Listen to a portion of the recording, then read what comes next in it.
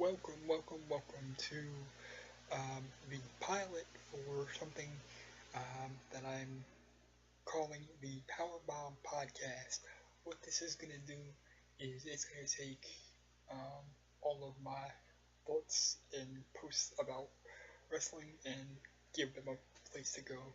That way, if anybody that doesn't like wrestling sees these, um, they'll know what it is and can skip it. Now, I am intending to do, um,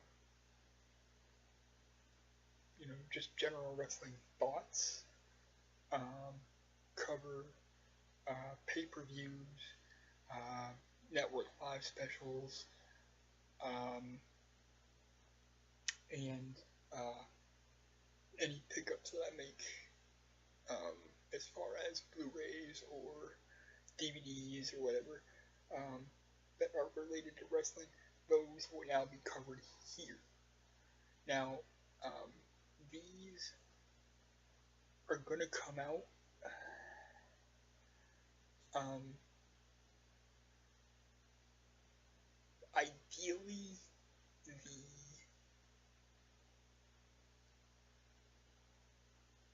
few days after a pay-per-view. Now, this was originally, in all sincerity, supposed to start with Hell in a Cell, but if you've been around for a while, you know that I have been, and still am, very, very sick. So I didn't even get to watch Hell in a Cell for like 3 or 4 days till after it originally aired that Sunday. I've just kind of been taking it easy, letting my body try to heal a little bit. Still don't feel 100% okay. Still feel like I've been 15 with Ali, but no rest for the wicked. So here we go. And I'm gonna start with the wrestling related pickups that I've made recently. Now, first is these are all, with the exception of one that I'll tell you about later. These all came directly from the Louisville Slugger, Mr. Jim Cornette himself, who, if you don't know who he is, he's really, really famous for managing the Midnight Express and um, um, Yokozuna and Davey Boy and Owen in the 90s in WWE. So, he is, much like me, a wrestling historian. He's been in it all his life. He's loved it all his life. And he has a bunch of stuff that is, he sells a bunch of stuff, like memorabilia and stuff. And I've been fortunate enough over the years to pick up some great stuff from him. So, not that he'll ever see this, but thank you very much, JC, for the years of entertainment and the fine products that you sell through your website, jimcornette.com. First thing I'm going to show you, it's actually a set of 18 DVDs, but I'm only going to show you one because trying to get all 18 of these motherfuckers up to show in a video is not possible. So I'm just going to show you one, and that would be the Lost Mid-Atlantic Films Classics. Now, there it is, just a regular DVD, handmade by Jim. There are 17 more just like this one. And when I bought it, it came with his autograph right there, handmade by Jim Cornette, and it gave you a little story about how these came to be, and 10 pages of what is on, what's on each disc. And what I'm going to do is story behind these to you guys, and so you guys can kind of know where this came from and what all this stuff is.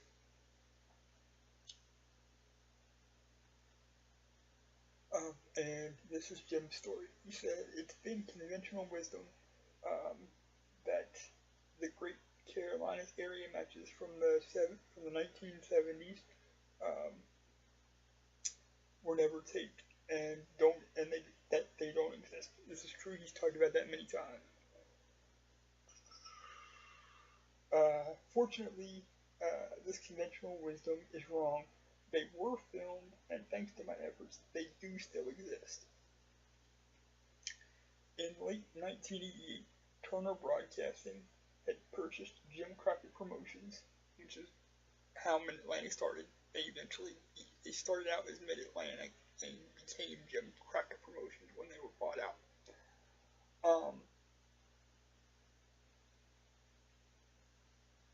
Anyway, they purchased Jim Crockett Promotions, and the TBS people had come to Charlotte to take possession of the equipment, videotapes, and other stuff in the office. He instructed the janitor that if there were anything related to wrestling, like posters, programs, etc., that they didn't want or were going to throw away, to call him, and he says he would take it. He'd take it for his own personal collection, instead of seeing all that stuff go in the trash. And fortunately enough, the dude called him. He says he called me after they finished and told me there was a bunch of posters, several boxes of film, along with other trash, sitting by the curb waiting for the garbage truck. That just seems wrong. If you're a wrestling fan like me, that just seems wrong to have all this lost footage sitting by waiting for a garbage truck. That just seems wrong. That's my own little take on that. He says he went over, and there it was. So he loaded it in his car. He took it to his house, and there were 5 or 6 big boxes of 16mm film. Obviously, wrestling films, from where they were, from where they were, and from the few that were labeled. Films were not stored well, stacked in cardboard boxes, and majority not labeled at all. Some just had the town or a Flair versus Blackjack scribbled on the reel.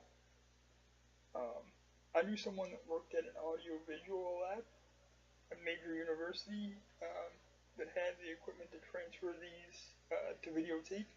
So I paid them several $1,000s to clean the films up, transfer them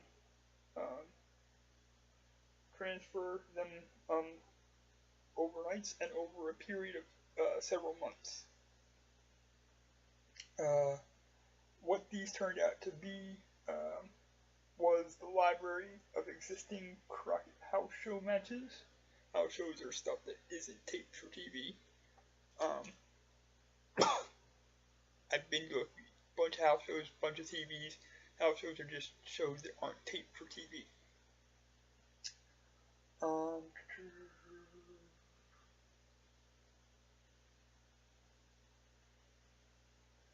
From around 1973 to late 1979 or early 1980, when they quit shooting arena matches on film and went to videotape. Unless otherwise noted on the contents,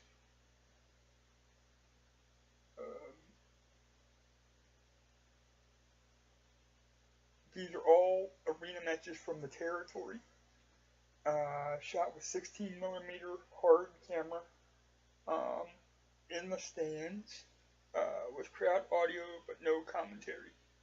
Matches were usually not complete, uh, but range in time anywhere from 2 minutes to over 15.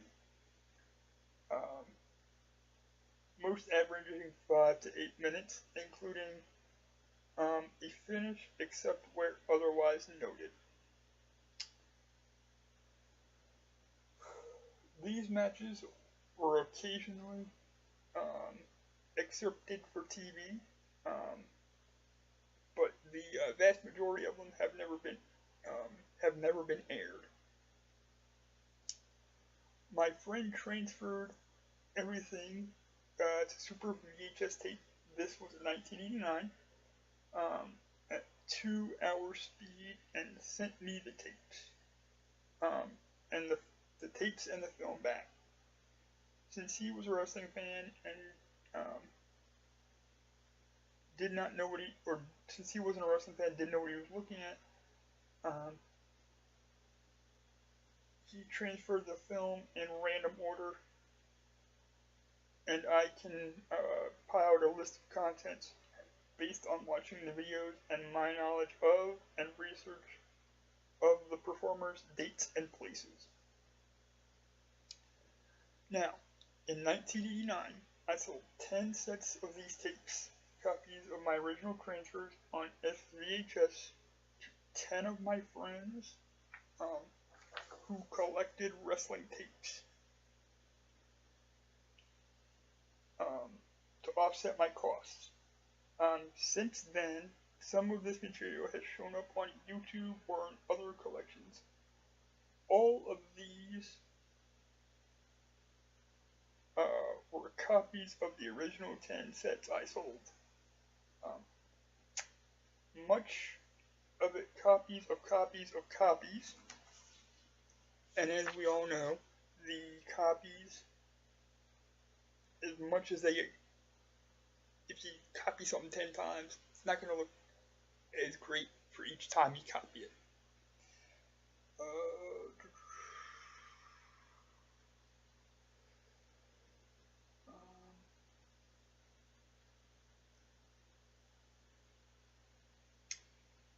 The sets I'm offering for sale are not only transferred directly from my first generation masters, they are first time ever that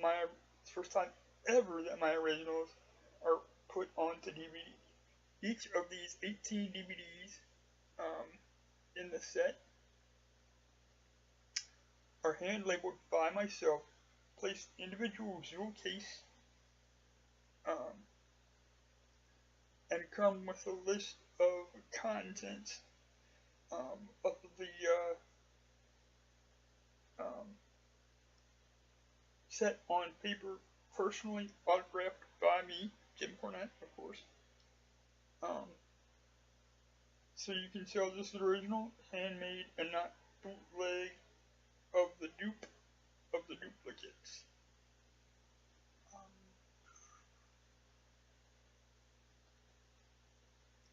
So basically, he is the only one that had any of that house show footage from like 73 to 79.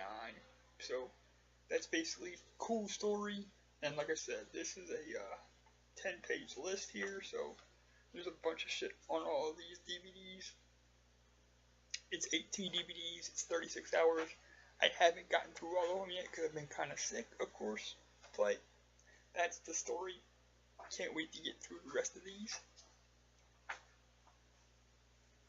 We're going to put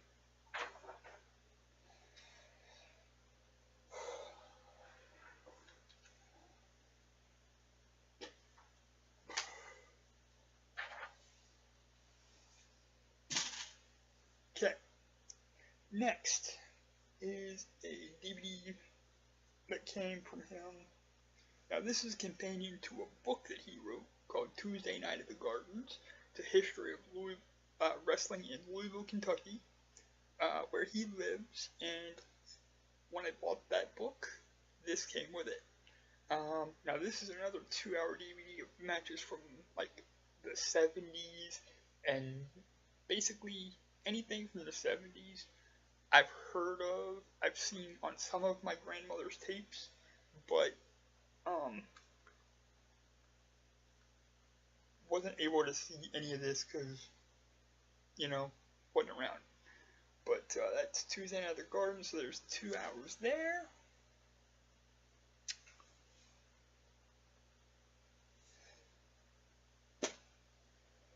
Alright. Okay, now this didn't come from Jim Cornette. Mid-Atlantic Memories documentary. Again, this is about the Mid-Atlantic thing, same place the films I just read you about. This is narrated by Jim Ross. It's about an hour and 15 minutes long, but it's one of the best documentaries I've ever seen on any territory in wrestling. Well worth the $25 I paid to get it, and I doubt anything will take its place in the best money I've ever spent on anything for a while. So that's Mid-Atlantic Memories, and Becca and Jen, if we can ever get it together, this is one I gotta make sure you guys see, because this is really good. And it tells the story, and you're gonna have lots of questions, and that's cool by me, because I like questions. Okay. Now, these next are all this other stuff, much like the Mid-Atlantic films, come from Jim Cornette. Now, he did with Ring of Honor from 04 to 06, I don't know, from 04 to 08. He did a series of interviews with other wrestlers where they basically tell the stories behind some of the stuff that they did and some of the, like, how they started and all that. There's an 8 DVD series. This is discs 1 and 2 now. And it's with Bell Watts. Then you got Bobby Heenan Volume 1.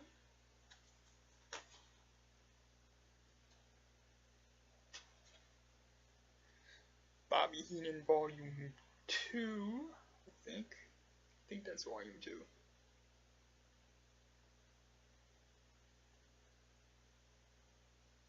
Yeah, that's Volume 2. And Bobby Heenan Volume 3. All of these interviews are really, really good. I implore you, if you can pick these up from JimCornette.com, do it. He's selling the 8 DVD set of these interviews for $75, and he sold the Mid-Atlantic 70s house show matches for $99, for basically $100. Next we have the Bruno Sammartino interview. This, I've seen other shoot interviews with Bruno, and this is not the best one I've ever seen, but it's still pretty good.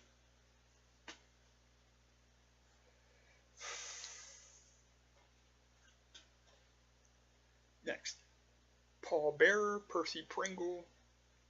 I've seen him in both. He'll always be Percy to me, but this one is probably the funniest of the 8, just because it's Percy and Jim together.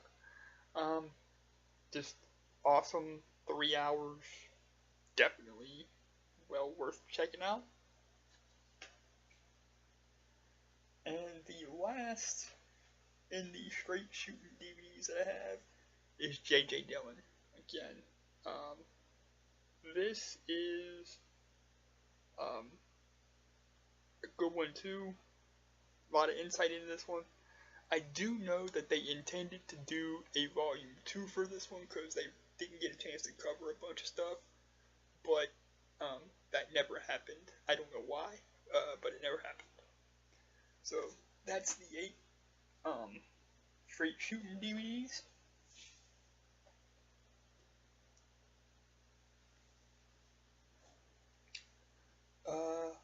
Next couple of things here. By a couple books by Jim Cornette and Mark James, both of these books. First one is called Rags, Paper, and Pens, the merchandising of Memphis Wrestling. Haven't read this yet, but I've heard nothing but good things about this, and can't wait to read it. And last but not least for the pickups, this goes with that DVD I showed you earlier, Tuesday Night at the Gardens, History of Louisville Wrestling in Louisville, Kentucky. Jim Cornette, Mark James, again, haven't read this yet, looking forward to it. It's be an awesome read, and some fun memories. And like I said, I didn't see I haven't seen any of the stuff personally on any of these DVDs or in any of these books. I heard about some of it from my grandmother, but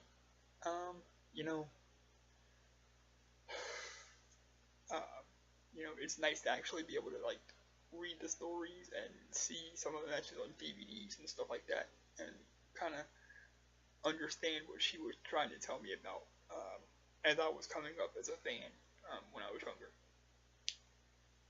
So that is the pickups portion of this podcast. Now, and I promise to God, going forward, these aren't going to be this long. Or at least I don't think so.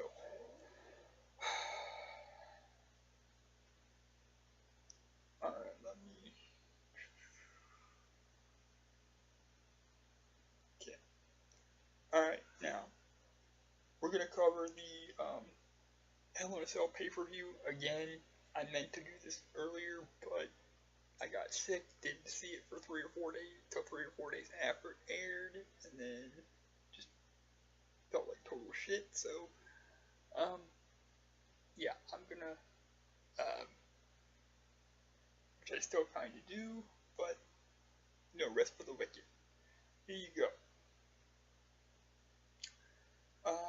First though, they had, the pre-show, and on the pre-show match they had Sin Cara, Cedric Alexander, and Lince Dorado go against Arya Daivari, Drew Gulak, and Tony Nese.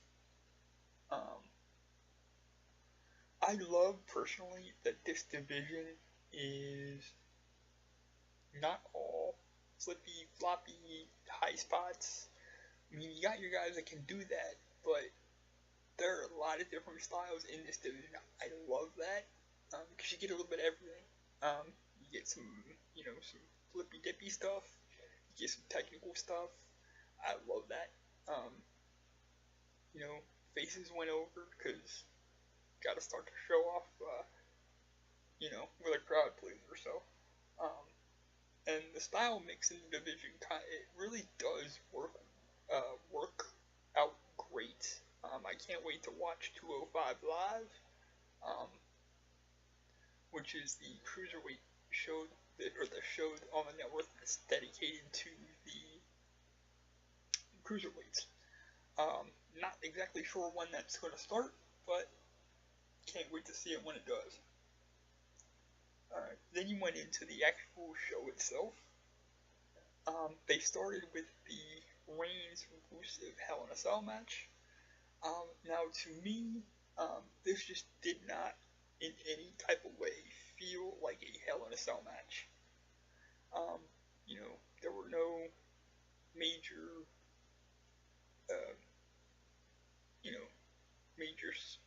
there was no major use of the cell. There were no major, holy shit things that you get generally when you do in a Cell matches, even in a PG era, you'll get, a couple of holy shit, what the hell was that? Type of moments, but there was nothing like that there. Roman went over, which, okay, cool.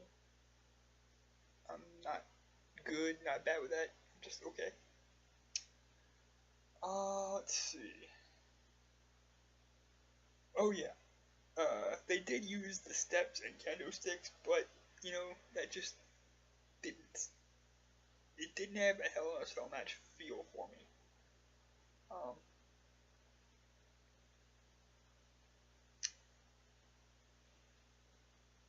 let's see.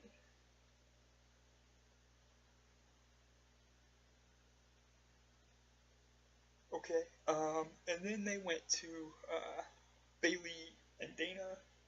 Now, they could have had this match on Raw.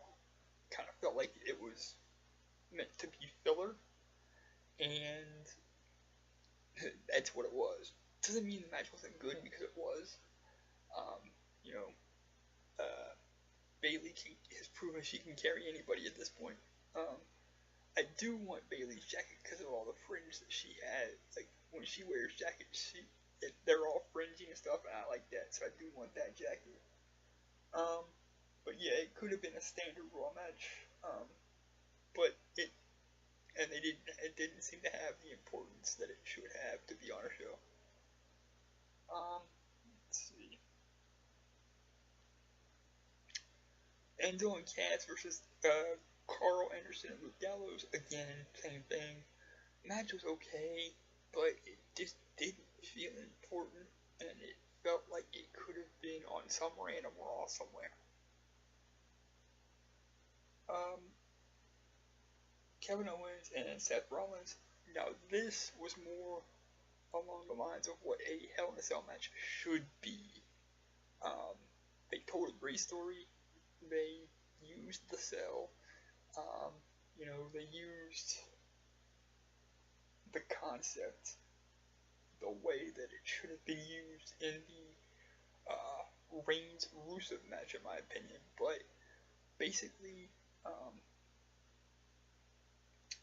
I liked that towards the end, Ref took a bump. They raised the cell or they opened the door, there was somebody in and, check on the Ref and get him out of there. And Jericho came down and locked himself in the cell with Rollins and Owens and kind of helped KO to keep the title.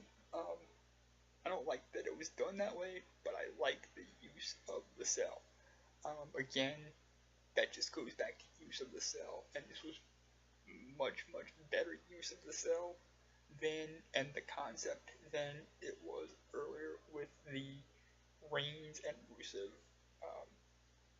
match that really shouldn't have been a Hell in a Cell match.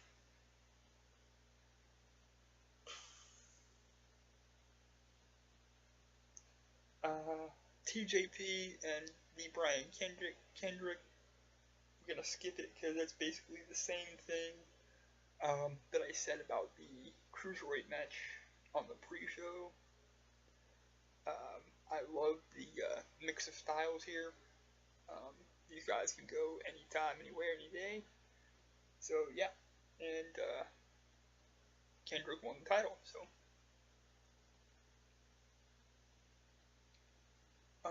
Sheamus and Cesaro versus the New Day. Basically, this was a bullshit finish, and it almost made me think they're trying to turn, or they're starting to plant the seeds for a New Day heel turn, just because of the way that the match ended. I think Cesaro and Sheamus have potential to be a pretty good tag team if they stick with it. But I also think that they might be planting the seed for a New Day heel turn, which, okay, cool, I get it, but they're one of your most over acts in the company right now. Why shit on that now? So that's my thoughts on that. Last but not least, and this was history because not only was it first time two women fought inside the cell, it was the first time that two women main evented a pay-per-view. And much as I can't stand Charlotte, and I think that her work has kind of suffered for the current gimmick that they're giving her, I don't know that there were two better people to put in that cell, in that spot, because they both delivered. I didn't like that they had Sasha drop the title. It should have been the blow off, but from what I hear, it isn't going to be the blow off.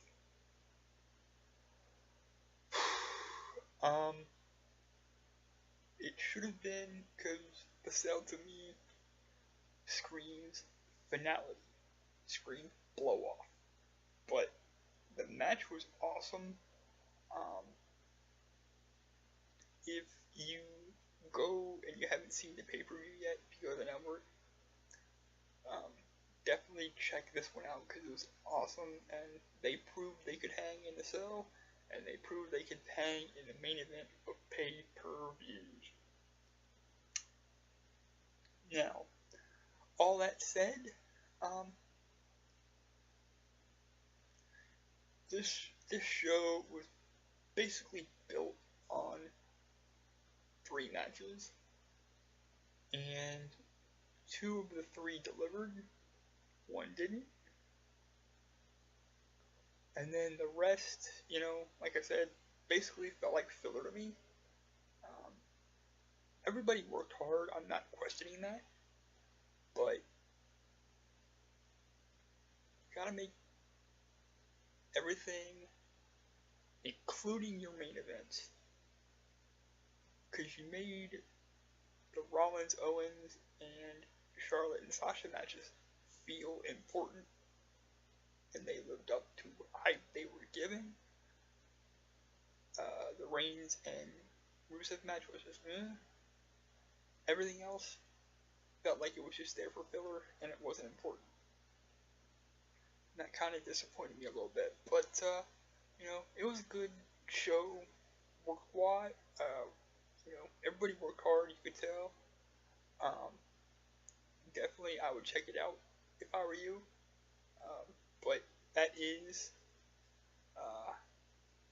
my thoughts on that. And with that said, I'm gonna take this Powerbomb podcast and put it to bed. Again, sorry this is so long. This is the pilot for this, and I've been sick, so had a lot to talk about. Hopefully these won't be this long in the future,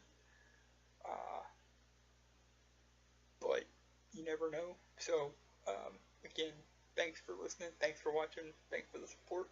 Without y'all, I'm not doing this. So, appreciate y'all, love y'all.